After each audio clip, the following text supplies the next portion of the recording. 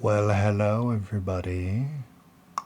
There it is. I said I was going to do this, and I do not make empty threats regarding the modular. No, sir.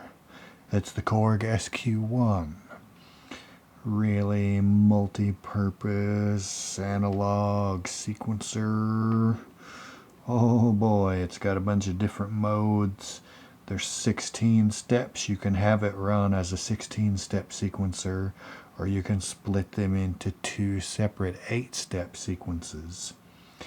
And it's got these buttons that will assign active step or gates on and off. So either the steps that are not lit will be part of the sequence, but a gate won't play, or in the active step mode, the buttons that are not lit will simply be skipped. They'll be removed from the sequence. There's also a built-in glide, aka portamento, and there is a jump feature where it will go immediately to the step that you hit and start from there. It's syncable to an external clock, or it can be used as master clock itself. You can scale the output by selecting the function here, and you can set, if you have them running as two sequences, there are two different CV and gate outputs for each sequence A and sequence B, and you can set their behavior differently. The range is available are 1 volt, 2 volts, 5 volts, or 8 volts, which is at a hertz per volt standard. This is not for Eurorack, but for the Korg MS-20. It uses a hertz per volt CV. And there's also an onboard quantizer. You can set each sequence to be linear where there's no quantization, or you can quantize it to major scale, minor scale, or chromatic. So only 3 options, but those are the most useful 3. And anyway, I've got it hooked up and running right now, so let's hear what it's doing. It's controlling I have the Lifeforms SQ-1, both oscillators being controlled by this, because I'm feeding the CV out to the precision adder. And then I'm using the gate output to gate the envelope on the Lifeform. And I can punch some of these steps on.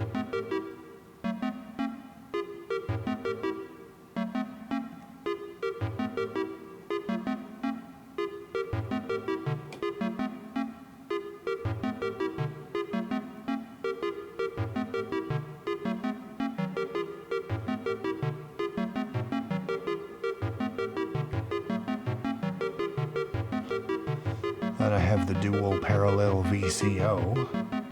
Let me tilt the camera. The dual parallel is providing some bass for us.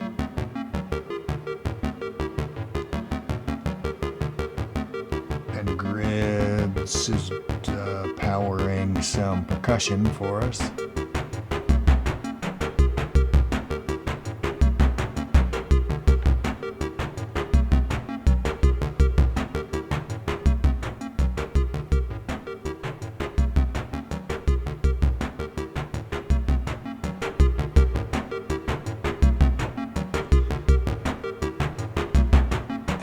Here, the conduit came with this card. Let me tilt up so you can see it.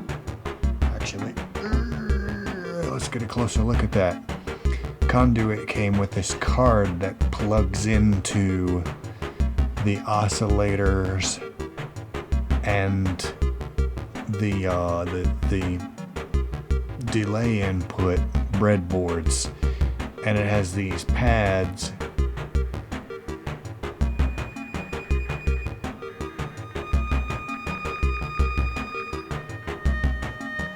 When you touch them, it connects the various harmonic oscillators to the input, and then they become audible. So you plug that in and it becomes a touch controllable oscillator synth voice. And I also have a voltage addition that's connected to the M11 button over here, and I can change chords.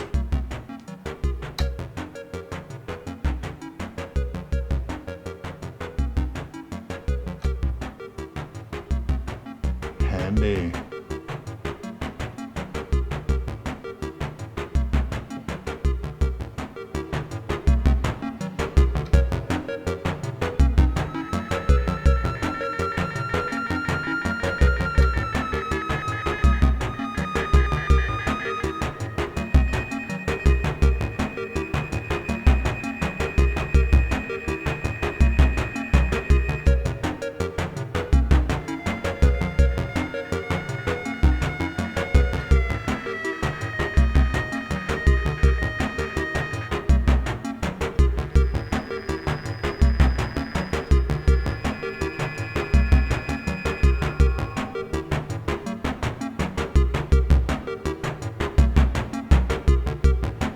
Loads of fun with the new gear.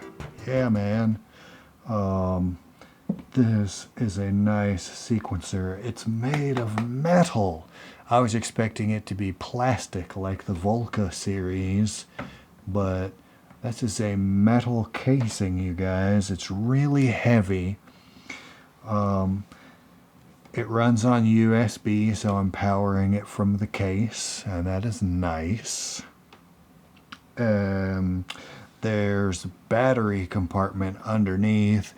I think it was a goofy decision on Korg's part. You need a screwdriver to get into the battery compartment. It takes 2 AA's. The instruction manual says it will run for 5 hours. I'm like, I don't know. If you have to have a screwdriver to get in there, it ought to run for longer than that. That's kind of inconvenient. But other than that, I'm really impressed with the design of this thing, and I look forward to messing with it some more. It is very performance friendly. This is just the first thing that I've done with it. I just got it, so I'm still testing it out. But so far, I'm pretty pleased. And I have to thank my patrons because they paid for this.